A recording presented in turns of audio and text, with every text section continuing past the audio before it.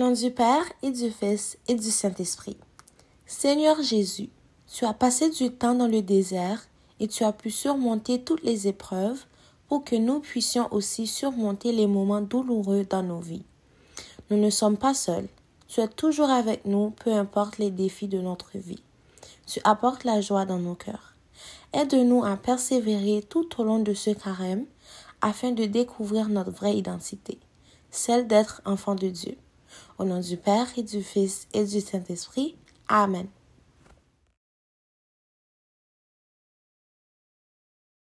C'est qui l'on est, Samuel Genêt.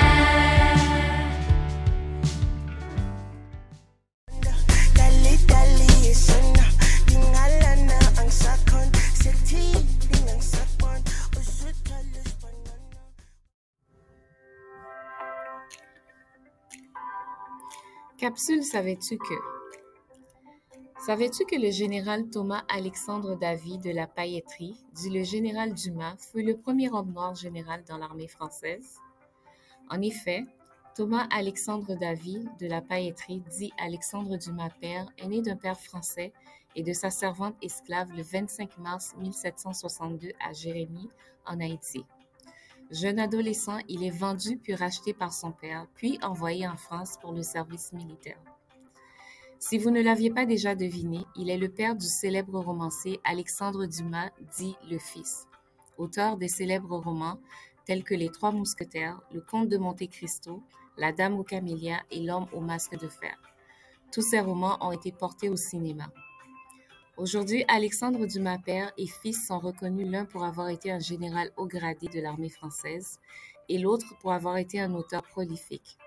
Toutefois, l'histoire de la France occulte quasiment le fait que le général Dumas père fut esclave pendant 13 ans en Haïti et qu'Alexandre Dumas fils a été victime toute sa vie de racisme et d'ostracisme à cause de ses origines. La France a mis du temps à réhabiliter l'écrivain. Lors du transfert de ses cendres au Panthéon de Paris en 2002, le président Jacques Chirac souligne « La République répare une injustice ». Cette injustice qui a marqué Dumas dès son enfance, comme elle marquait déjà au fer la peau de ses ancêtres esclaves. Aujourd'hui, plusieurs monuments sont érigés pour souligner l'apport et l'œuvre des Dumas, notamment en Haïti où un lycée français porte leur nom.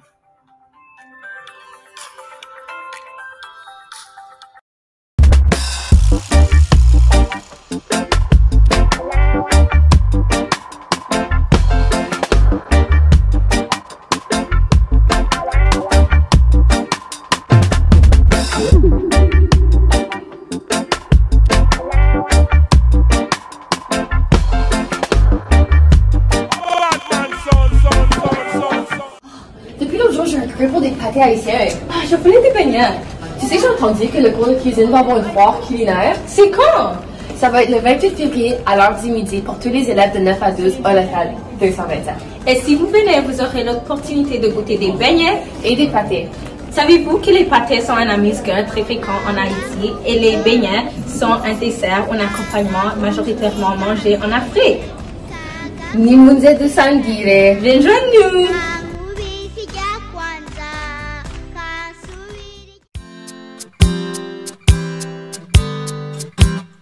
One way.